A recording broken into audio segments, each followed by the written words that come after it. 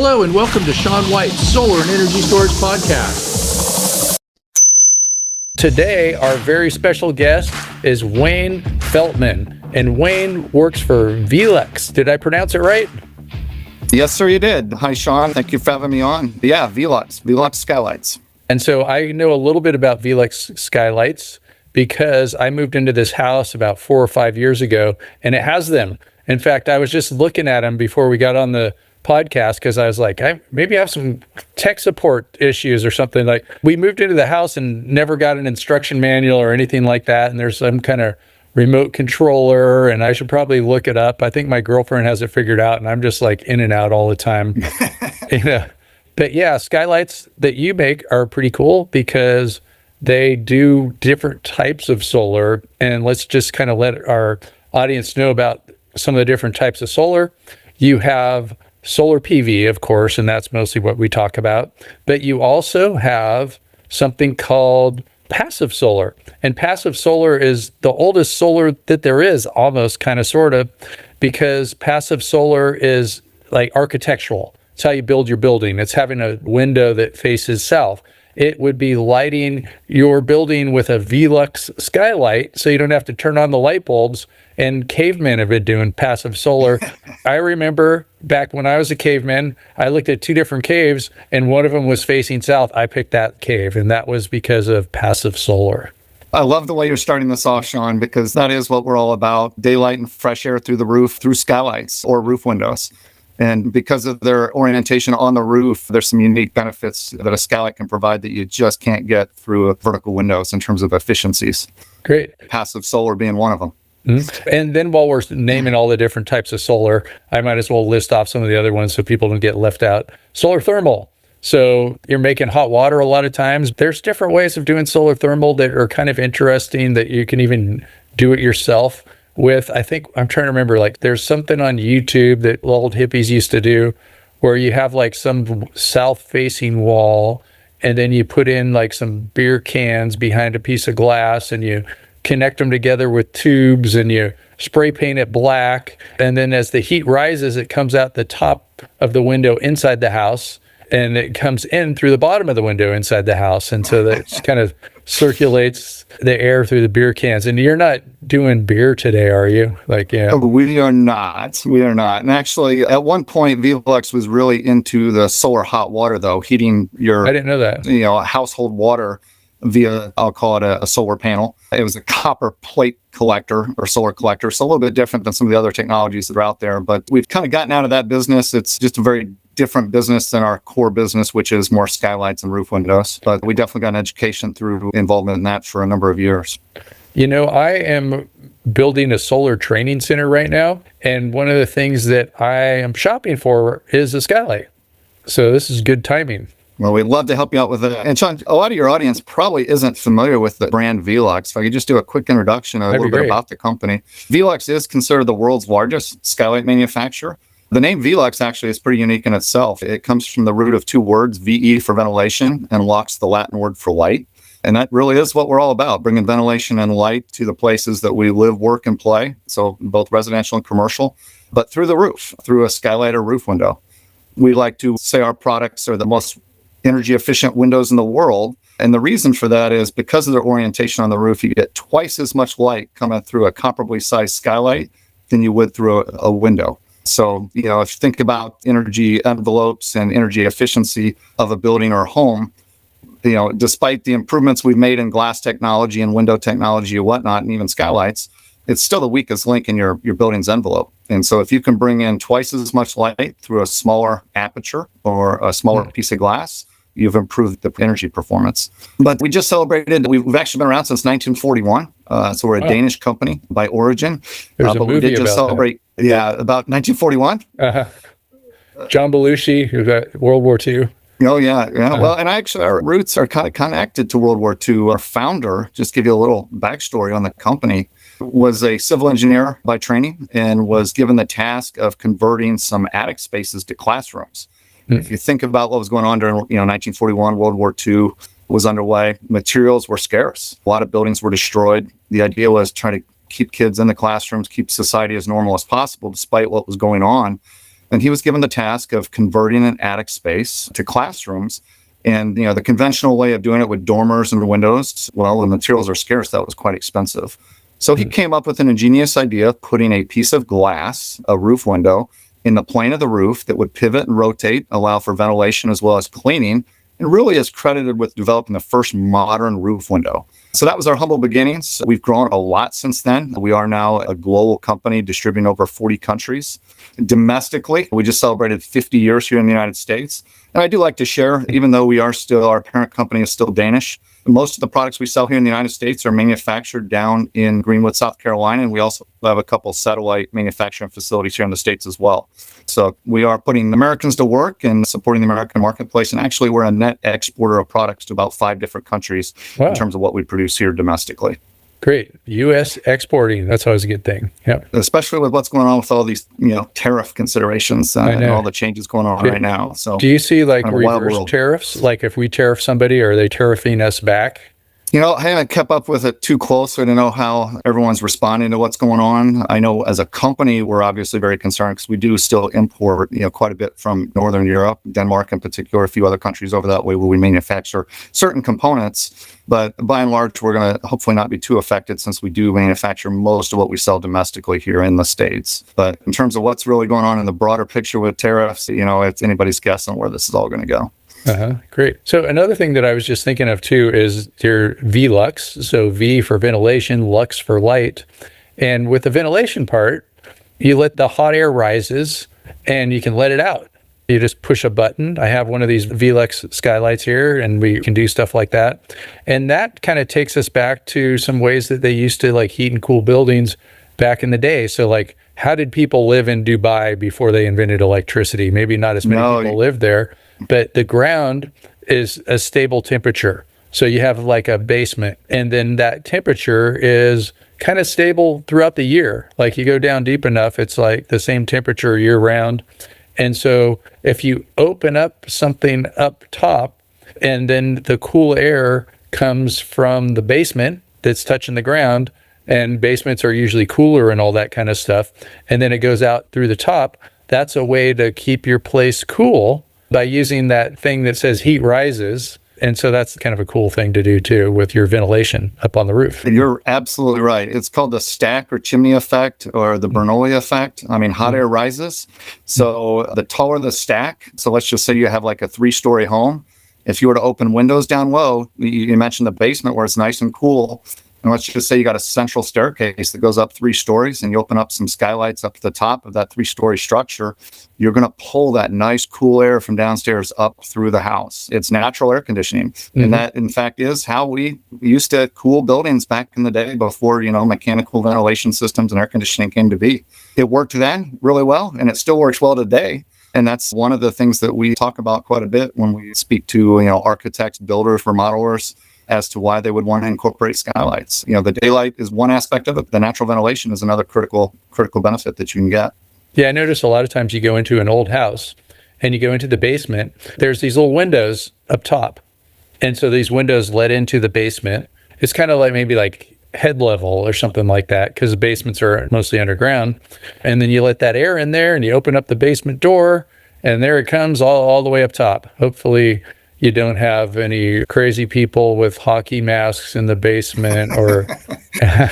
Yeah. Well, and Sean, something else just about the natural ventilation side of things. I mean, and COVID kind of brought this front and center. We have become much more aware of our indoor air quality in recent years, I'll say recent decades. When air conditioning came really onto the scene in the 40s, 50s, and then went mainstream into the 70s, 80s, it was all about building a tighter envelope, tighter house, and controlling it, And today we're realizing that wasn't necessarily the best approach, and that our indoor air quality, because of all the artificial materials we use in our homes, the VOCs build up within our homes. In fact, it can be 4 times worse inside our homes than our worst cities. So natural ventilation, whether it be through skylights or getting natural ventilation through air exchangers, is kind of a thing. And COVID really brought that front and center as people started really realizing that, I'm trapping all these things inside my home. So when you say air exchanger, do you mean like sometimes called a heat recovery ventilator, HRV? That's correct. That's one type for sure. And so just maybe to kind of explain what that is as it's taking in fresh air from the outside it crosses paths with the stale air that's the right temperature, but it doesn't have the right kind of absence of VOCs or whatever is toxic in your house. And so it's letting in the fresh air and it's heating or cooling it as it goes out. And so one of the analogies I like to use for that is like when I used to study biology, you would get like a wolf in the Arctic, and it would be able to like walk around with these like super, super cold feet on the snow and the ice. And then it would still keep a warm body core temperature, because as the arteries were going into the feet, that fresh blood was getting cooled off by the veins that were bringing up the already used blood from the feet. And those veins were warming up from the arteries. And so there's a special way that these arteries and veins cross paths so they could exchange the heat, so you could have cold feet and a warm body core. And you can do that with the stale air inside of your house, getting the fresh air outside of your house, but not super, cooling or heating the house off, just like blowing out hot air in the winter or cold air in the summer. Correct. You're capturing some of that energy that you have inside your ambient air temperature within your home as you're exchanging it with fresh air from outside. And like I said, that's one way of doing it. I mean, that's becoming more and more common to see these kind of mechanical systems built into homes because of the air quality issues that we now understand are problematic for our health. But the other way is natural ventilation, that opening a skylight requires no electricity, no mechanical, fans or noise. And I would argue that, most parts of the country, there's a good chunk of the year where the seasons allow for natural ventilation through skylights. So we're a huge proponent of that. Yeah, especially where I am in California, Oh, absolutely. Yeah, you're in a wonderful climate for opening up the windows and doors and skylights for sure. Yeah, so you're going to have to show me how to get some of these. We can definitely help you out with that. And so maybe you could also tell us about like what different types of skylights that you have, and then how they operate. And so some of them work with PV, right? Photovoltaics. And do they have energy storage inside of them with batteries? They do. So, like I said, VELUX really works on both residential and commercial, world leader in both. But on the residential side, we have a number of different types of skylights. So you've got I'll call it your traditional fixed skylight, which is a non-operable, non-venting skylight, just a glass skylight, if you will. Then we have manual venting units, which do have a sash that can be manually open. There's a couple ways of doing it. It's ship standard with a little hook at the bottom of the skylight, and you would get a control rod that gives you a 6 to 12 foot of reach, and you would manually grab that rod and hook it onto the skylight and manually crank that thing open or close whenever you wanted to open it. And that's what I kind of like that. And it takes all the troubleshooting of things out, when you have like electronics and stuff. Well, you might think that, and we'll talk a little bit more about the technology and how that's changed. But we've done studies, and the reality is what we know is most people that have purchased manual skylights, if they're up out of reach in a typical skylight application, don't utilize them. They don't open them. And it's because of the inconvenience to having to get that rod out and manually, opening and closing that skylight. Now, a lot of times skylights are put down within reach, like in a bonus room application. We're seeing a lot more 2-3 car garages where you've got that bonus room above the garage where the skylights can be down within reach. We also have a standard window crank handle that you can put on those. In those applications, they tend to get used, right? Because it's easy. You walk up and you crank it open. So, over time, through our studies, we said, we've got to add electronics to make this easier to open and close these skylights, especially the ones that are up out of reach. And really, this goes back to the 80s. We had low voltage systems where you could mount a motor to that skylight, that manual venting skylight, run a couple low voltage wires down through the walls to a control box, a transformer. And then there was a wall switch and a remote control that you could open and close those skylights. And that system worked great for years. It was good for new construction where you could get behind walls and run all those wires, but in a retrofit application, it wasn't ideal because who wants to try running wires through a completed home? Wires are so last century. Yeah, they really are. So believe it or not, in 2006, I believe it is, we started moving towards solar powered shades and solar powered operators. So it was 2006 on the shades. It was about 2012 that we actually switched the operators to where you could control them by solar. So now anybody can install a solar powered skylight, solar powered shade. And actually the shades have now been made standard as of this year because of all the benefits that come with shades. And it's touch of remote control. You can open your skylights, touch of another remote or the same remote. If you've got one of our advanced remotes, you can open, the shade or skylight, both. We also have systems that allow you now to, it's called VELUX Active, where you can actually automate the controls to where the blind or shade will activate on a preset schedule. The skylights can open and close on a preset schedule, or operate based on environmental conditions with this active system. And it's all controlled by an app, the VELUX app that you would download to your phone. So technology has come a long, long way. And like I said, through our research, what we know is if people invest the additional money into having these solar-powered shades and solar-powered skylights, they utilize them much more often, and they're much more effective in what they're intended to do.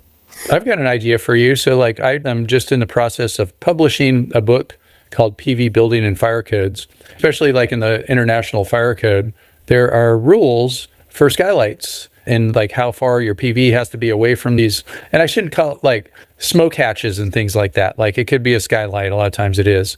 And so there's ways that you can let smoke out of a building. So you can take one of your skylights that's up high where the smoke is and have it automatically open if there's a fire. Or, so there you go. That's my idea. You can patent it. Well, those products exist. We do have that. They're called shrink outs. Oh, shrink outs. Okay. More used in the commercial world, commercial skylight world. But we definitely have those in our product line currently. On the residential side, that's not really an applicable product necessarily, but egress is something that is a concern in residential. I guess too, like for residential, it's not a requirement in the code, but it would still be a good idea to let the smoke out. Like it'd be safer for your family. Yeah. And like I said, on the residential side, they're more concerned about it, if your house were to catch on fire, for you to be able to get out. So for example, that bonus room that we were talking about a little bit earlier, if you were to convert that to a bedroom, for example, we have skylights or roof windows, I should say, that are sized large enough to meet egress, which is a fancy word for exit use. Yeah. So it's big enough for you to get out in the event of a fire and get to safety, as well as, let firemen get in, quite honestly. Yeah, there's certain rules where like you have to be able to get out if there's a fire, like it's coming up the stairs and you're converted your basement and you can't go down the stairs because that's where the fire is in the stairwell or something like that. Then you can jump out the VELUX. Yeah. Getting back to the technology side, you were asking kind of how we've incorporated the technology. So our venting solar skylights have an integrated solar panel that hangs off the bottom of the skylight itself. And now that solar panel or PV panel, photovoltaic panel, actually charges an integrated battery. And then the battery is what ultimately operates the unit. Now, like I said, we've been at this now for quite a few years. The largest size skylight we make in solar, that battery will actually allow it to open and close 100 times on a full charge. And we did some of the initial study results when we were designing this stuff. We called it the Hamburg study. We wanted to make sure that the battery was scaled capacity-wise to where it had longevity, and that you would never run into a situation where that skylight wouldn't operate off that battery. So on a 12-12 pitch facing north in Hamburg, Germany, which is about the worst solar conditions you can get. I mean, there's nowhere in the United States that's quite honestly as bad 45 degree facing north in the northern hemisphere in the winter. Yeah, you got it. We wanted to make sure that we were getting at least 3 charges a day or 3 cycles a day of capacity into that battery, trickle charge. There's probably no direct sunlight. It's all coming from, like the blue part of the sky or the clouds or something like that. And it still charges the battery. That's correct. Indirect sunlight facing north still charges the battery a minimum of 3 cycles a day on our largest size skylight. So like I said, when the battery's new, 100 operations. And the idea here is most people are going to open their skylight a couple times a day. Theoretically, that battery is staying fully charged or trickle charged. And that capacity becomes more of a function of just longevity. So I can charge it 3 times a day in the winter over there in Hamburg, and that's 100 open and closes per charge. So I got 300. So I could almost be a strobe light with that thing. Sorry, I think I may have confused you a little bit. So a new skylight with a new battery, fully charged, you could open and close it 100 times before that battery would be depleted. Okay. And then on a typical day in Hamburg, Germany, like I said, that was kind of the basis where, again, the solar conditions were just really, really poor. We wanted to make sure that the panel was sized to where we were getting at least 3 charges a day into that battery. So here in the United States, it's probably closer to 7 to 10 cycles a day of charge going into that battery. When you say charges, does that mean you can open and close it 3 times in a day, or fully charge the battery 3 times in a day? It would maintain that battery at a full charge. So in Hamburg, you, let's say, used it 3 times that day or a day, it's going to recharge 100%. Now, if you used it, let's say 6 times, it's going to be depleted a little bit, but that's where that extra capacity comes in, that 100 operations. And then the second day would bring it back up to that 100%. So it would only be in that environment if you used it more than 3 times a day for a number of days consecutively that you would over time be depleting it. But again, that's the worst case scenario. Here in the United States, much, much more efficient in terms of the charging. So 7 to 10 charges a day in terms of capacity going into that battery. The idea is we're trying to maintain that battery or trickle charge that battery where it's always fully charged. And that brings 2 benefits. One is it doesn't degrade the battery as much because you're not draining it, recharging it, draining it, recharging it. You're just constantly keeping it trickle charged and topped off. And then B, you've got plenty of capacity to operate that unit as many times as you want or need in a given day, up to, like I said, on a new battery, 100 times. And then it brings the longevity. Like I said, our products are designed to last 25, 30 years in terms of our skylights and roof windows. That's kind of the life expectancy. The expectation with our solar products is that you may have to change out your solar shade or solar operator on a venting unit once in the lifetime of that 30-year product. So 10 to 15-year lifespan. Our warranty, 5 years on anything electronic. So if you have any issues within a 5-year period of time, we're going to come out and take care of it for you. But realistically, 12 to 15 years. I like to use my own house as an example. I've got 5 of our VSS solar skylights, venting skylights with solar shades. We're going on about 12 years with them, and they're all still working great. Great. Yeah, so I was just thinking about that too. Like probably like your average person just needs to open and close it once a day. And probably not even that, I would imagine. So one battery full charge with a brand new battery, that could get you a whole year. Like, if there's 300 cycles, that would probably get somebody a year. However, I was also thinking, there's like batteries, even though lithium ion, I'm sure there are lithium ion batteries, probably lithium iron phosphate. Actually, the battery technology we use is nickel metal hydride. Oh, nickel metal hydride. Okay. Yeah, the chemistry of that is a little more stable than lithium, especially in a hot environment. Sure. Keep in mind a skylight up at the ceiling with sun shining through, that tends to get pretty warm up there. Okay. And also, it got less environmental impacts. Nickel metal hydride's a little bit less environmental impactful than lithium ion, is my understanding. So a little more stable, a little more cost effective, and a little bit better from an environmental standpoint. So that's kind of the technology that we've adopted for now. Okay, that makes sense too, because I was also thinking that with the lithium ion battery sitting there in the sun all the time would degrade it. But even if you had 300 cycles and then it dropped it down to 100 after it was degraded, if it was lithium ion, you'd have plenty more than you would need. For instance, I have an early model Nissan Leaf, and that has lithium ion batteries. And when it was brand new, it probably had a range of like 100 miles, and now it's like 30. But, that's why I knew that buying it. I bought it used for $3,200. Yeah, and just to make sure I'm clear on what I'm communicating on the specifications, the largest size venting skylight we make has 100 cycles of capacity. Our shades, when we initially, just give you an idea how the technology is, when we first rolled out our shades, they had built 500 operations or capacity into the battery. So that you could literally open and close that thing 500 times before that battery would be depleted if it wasn't charging at all for some reason. We actually had a little hatch door on that blind, and it had a hard case, like laptop style battery that you could open the hatch door, with the idea being when the battery does deplete, and where you can replace it easily.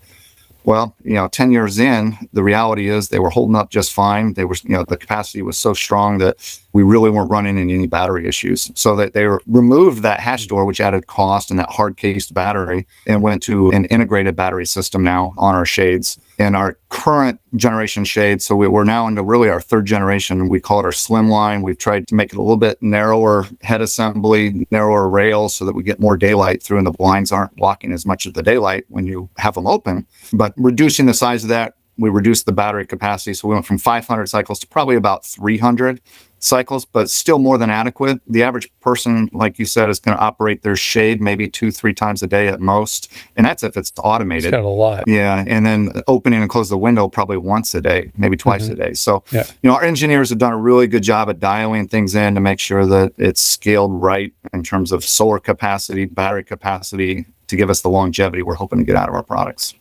So these skylights, they pivot open. And then there's these shades that you have on here, and there's different ways of shading a window.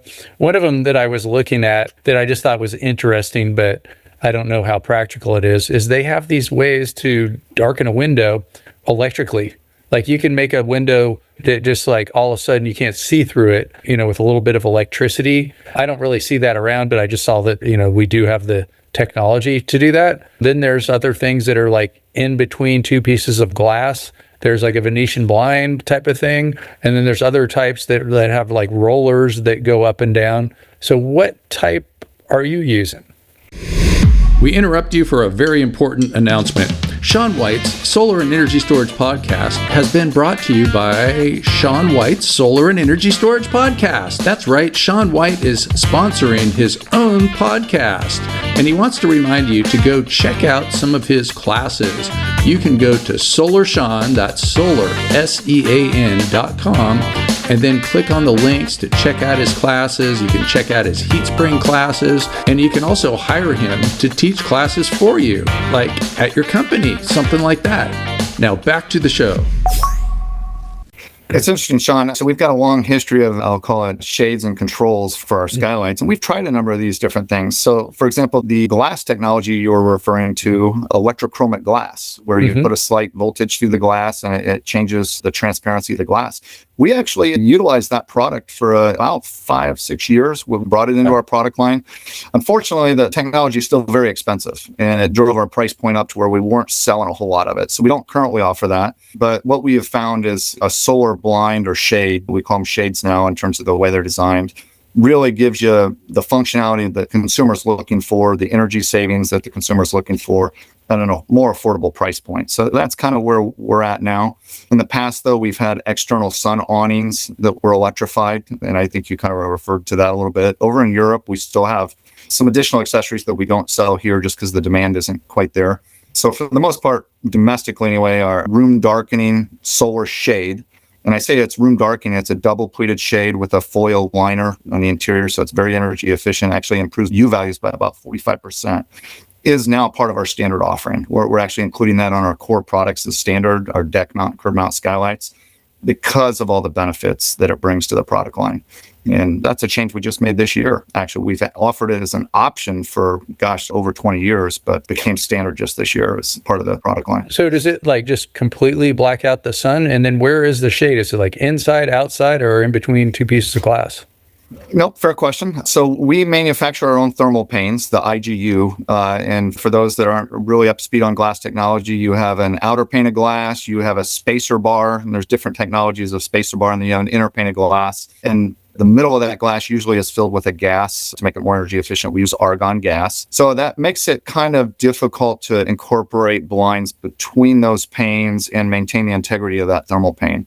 So we've opted to mount our shades on the inside of the inside pane. So it actually mounts to the frame of the skylight on the underside, where they're accessible, they're serviceable, should you ever need to service them. And like I said, it's about a 20-30 minute proposition to add shades to an existing skylight that may not have them if they're by VELUX, if it's an old VELUX skylight. And if something down the road were to service issue develop for whatever reason, you could easily swap it out within about a half hour as well. Whereas if you integrate them between the glass, you would drive up cost, potentially jeopardize the longevity of that thermal pane in terms of IGU failure, moisture between the glass, and then would render it pretty difficult to service. So we've not done that. I know some of the vertical window companies do have blinds between the glass. Most of those are triple pane, where the thermal pane is still true and void of any shades or blinds. Then they have like an inner pane, a third pane, if you will, that's not necessarily a thermal pane or an IGU that is hinged, that they have those shades behind that.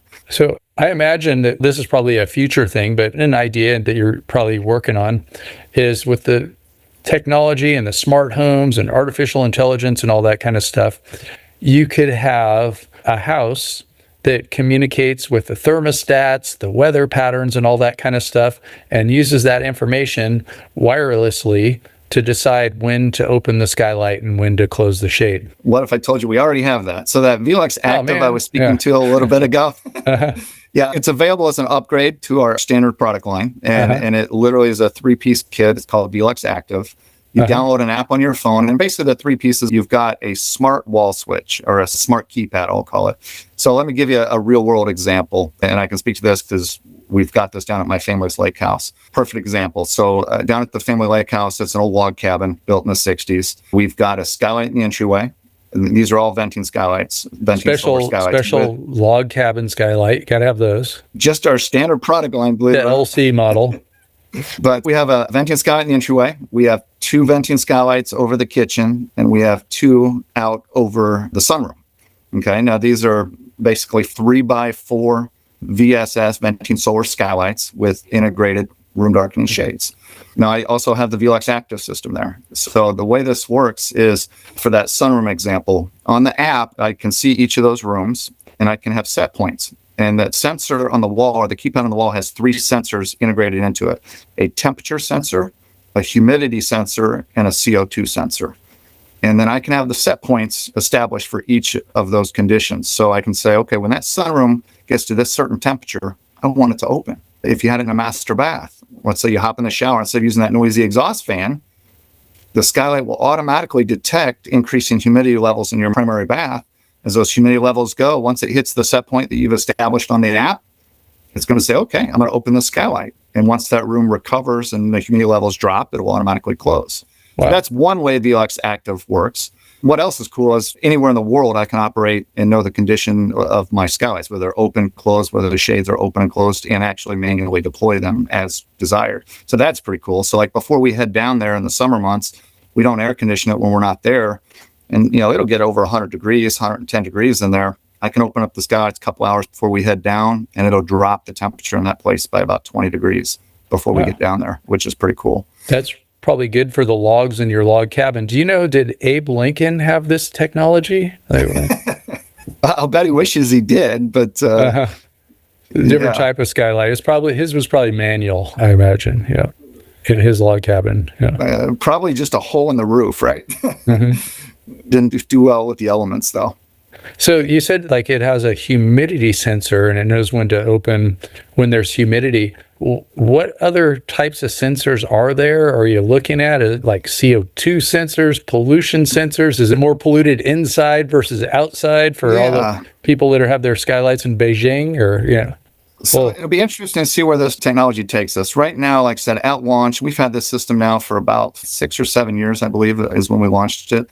We started off with just 3 sensors, and that was the temperature, the humidity, and the CO2. So temperature is pretty self-explanatory what that does. Humidity, a little more difficult to understand, but most people can understand, that shower and bath environment when the humidity levels go up. Now, the CO2, people are like, well, what's that all about? And that is about monitoring your indoor air quality.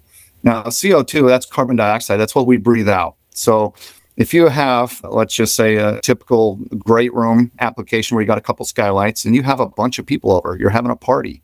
Well, what's going to happen is the CO2 levels within your home are going to rise because as you breathe oxygen in, you're depleting the oxygen and you're increasing CO2. The idea behind that technology was if we can monitor CO2 levels, we can monitor how healthy that indoor air is in terms of how fresh it is. And it's basically a measurement of indoor air quality. And so as CO2, you can basically, with our app, dial in and say, okay, when CO2 levels get to this level, an unhealthy level, we want our skylights to automatically open and help bring in that fresh air to rejuvenate the air.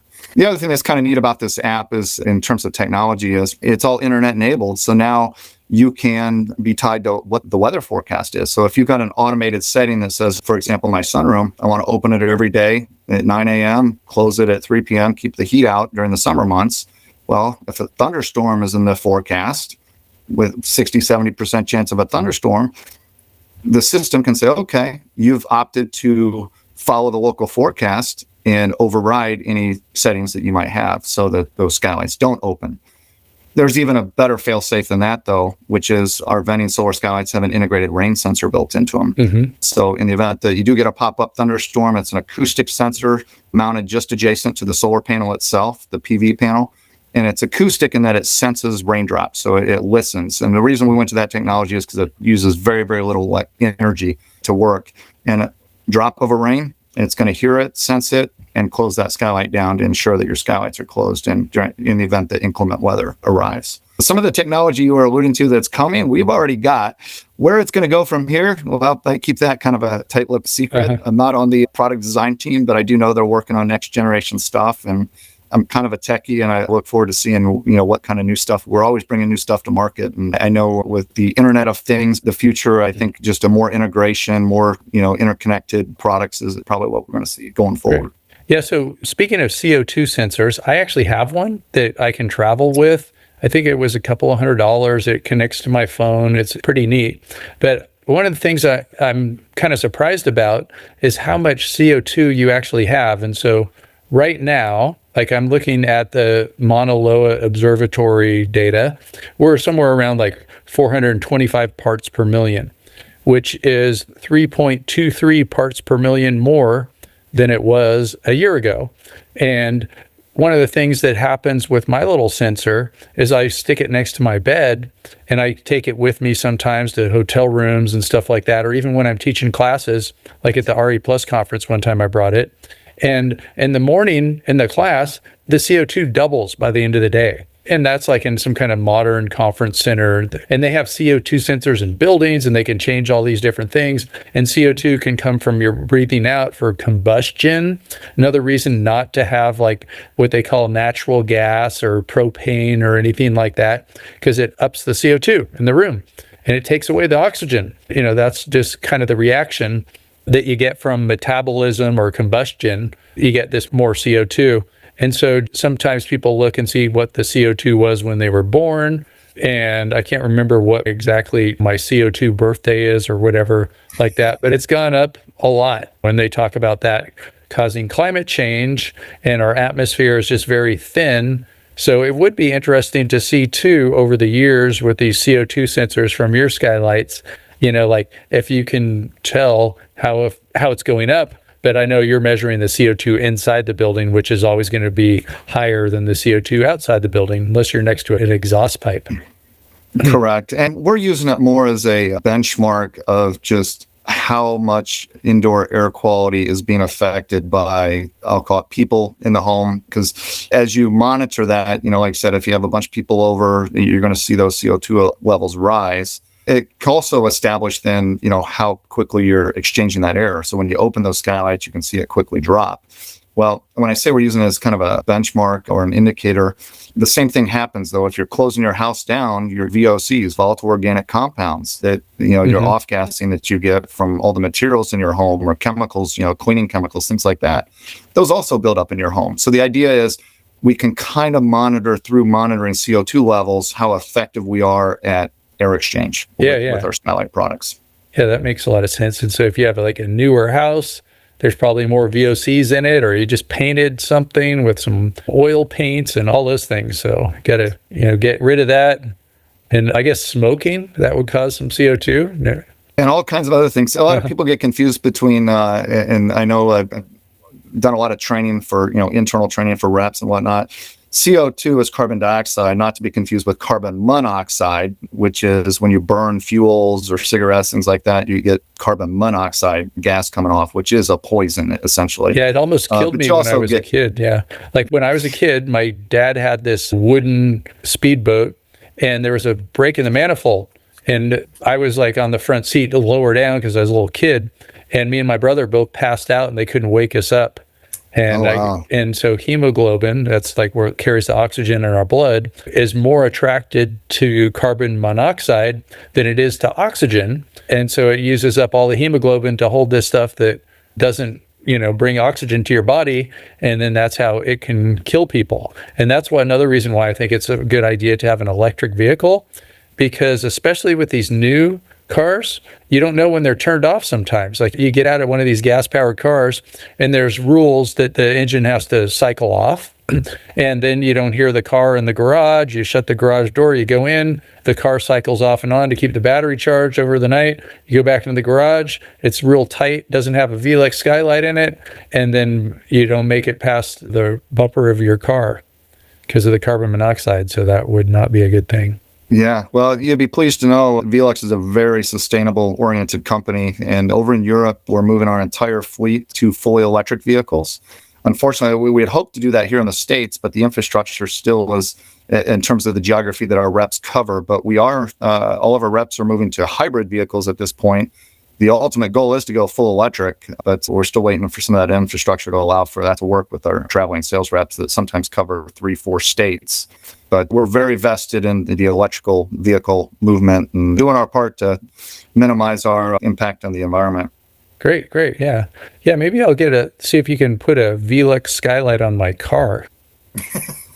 That is one market that we're not into. The sunroofs, though, I mean, it's nothing more than really a skylight through a car. Yeah, I think I'd rather have one of yours than, the other kind. Well, you mentioned you have one on your house. What application is it? Where is it located? And we have, I think, 4 of them, and they're in 2 different bathrooms, and that's, like the ventilation and coming out of the bathrooms and the lighting and all that kind of stuff. And, it's like my girlfriend opens and closes them, and I'm just always running and going, taking a shower and leaving. And I get up at 5 in the morning and her sometimes earlier. And, I just all over the place. In fact, I don't even really live at one place. I'm kind of nomadic. I have lots of different places that I stay. So hotel rooms. Do you happen to know what generation of Skylight you have? I mean, is it the wall pad, or do you got a remote control? It's got a remote control, yeah. Okay. And do you know if they're solar powered? Do they have solar panels on the exterior? Mm-hmm. Yeah. Okay. Well, that would fall within our current generation of product then. So like this VELUX active system I'm referring to, and this app-driven ability to automate things would be something you'd be eligible to add to that system if you ever wanted to. Huh. Yeah, maybe what I'll do is when we're done, I'll take a picture of it, send it to you, and you can let me know what we can do. Because we moved into the house, it had them. Nobody gave us any instructions, and we were just kind of like probably figured out minimally what we could do with it. Do you have shades on them as well? Not that I know about. Okay. Well, and that's something else. I mean, if you don't currently, that's something else could be added. Yeah, that would be great. I know they're facing north, and we got the solar on the south-facing roof. So, yeah. It all came with the house.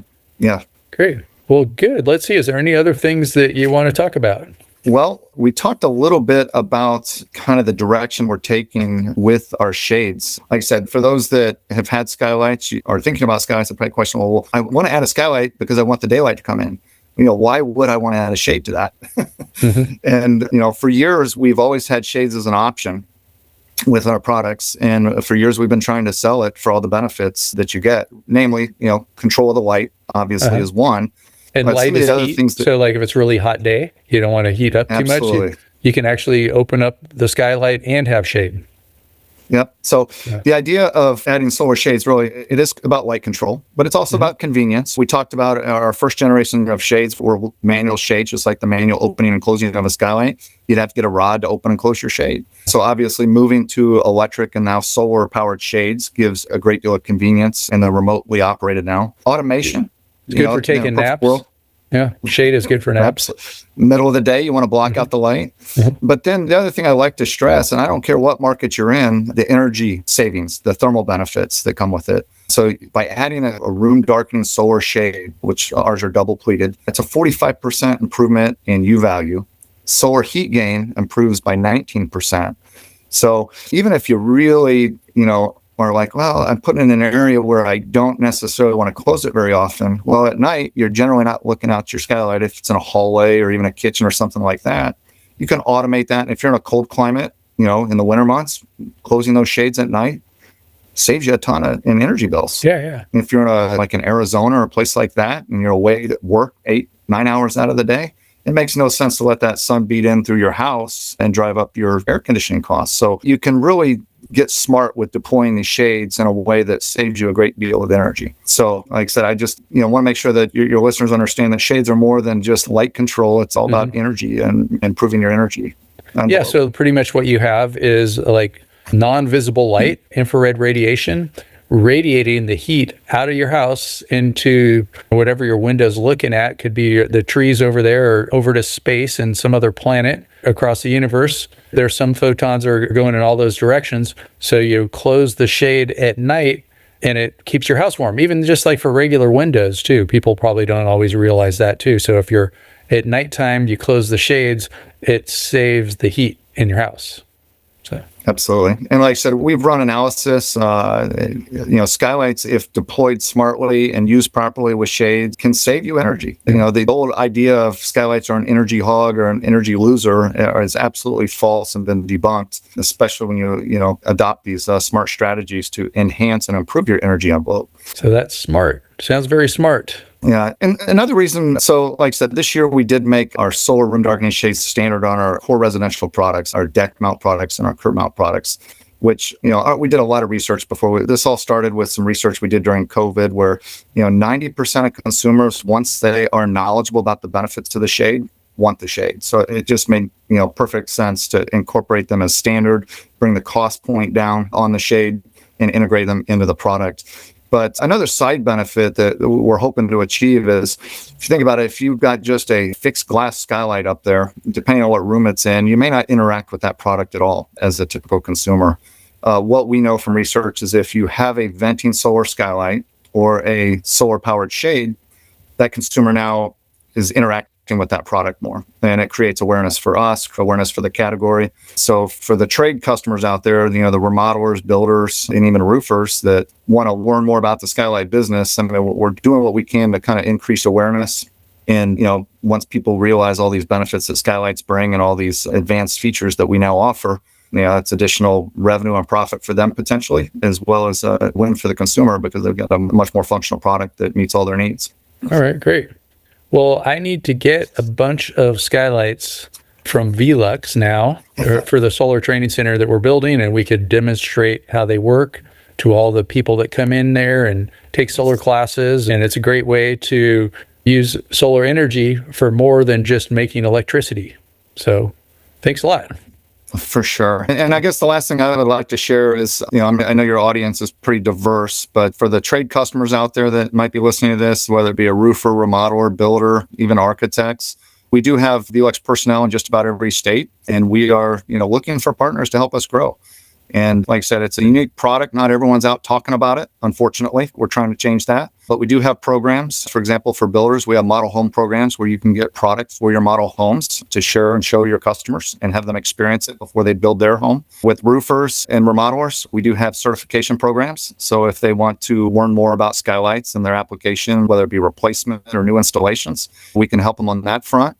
And believe it or not, for those that are really into this category and have an interest in Skylights, we have a network of specialists that do nothing but Skylights. Currently number about 200 of those across the country. And these are guys that make their living talking about daylight and fresh air through the roof via Skylights and sun tunnels. And we're looking to add to those numbers. There's a lot of markets where we still don't have a Skylight specialist.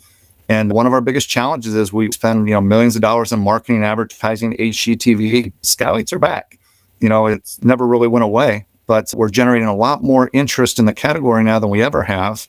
And we field lots of calls saying, hey, I'm interested in getting a solar powered Skylight or maybe a sun tunnel. And they struggle to find a contractor maybe that's willing to do that for them. So we're definitely looking for some partnerships out there. So if there's anybody that's listening to this that says, hey, I'd like to learn more about this, please seek us out. VELUXUSA.com is our domestic website. And there's some links on there to contact us and have a local representative reach out to you to discuss partnerships. Great. And how do people get a hold of you, Wayne Feltman? Yes, sir. Like I said, I think on pretty much all the social media stuff, but my email address is wayne.feltman@velux.com. So feel free to email me and I'll be glad to get right back to you or connect you with your local representative if need be. Great. Well, thanks so much for all this great information. And I want to get Skylights now to cover up at least 90% of my roof. Has anybody ever done that? Well, I guess that'd be called a greenhouse.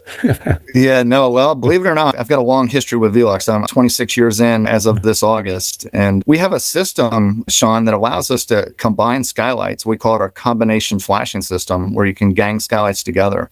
So I've done roofs of Skylights, for example, pool enclosures, where the pool room, literally the entire roof is VELUX Skylights. Wow. And it's all made possible with the system. I got to build a whole building out of Skylights and windows. How's that sound?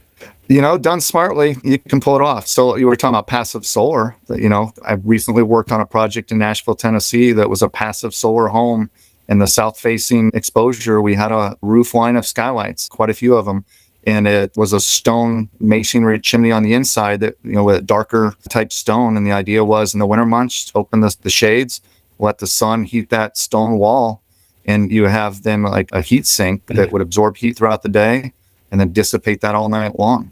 Old school technology that's been, done for years, but now Skylights are enable that to be done in a much more energy efficient manner because now you can also, like I said, turn off the light by closing the shades. So you can have a glass house with stones as long as you don't throw them. Yeah, we hope not. Although our Skylights are pretty durable to that. We'll guarantee it up to a 2-inch hailstone, believe it or not. So Great. Awesome. All right. Well, thank you so much, Wayne Feltman of VELUX, and all of your great Skylight information. And thanks for listening to Shawn White's Solar and Energy Storage Podcast. Go to SolarSEAN.com and get all of your information about how to have job security with NABCEP certifications. And you can contact me or Wayne. Just check it out. Go to the show notes and have a great day. Woo!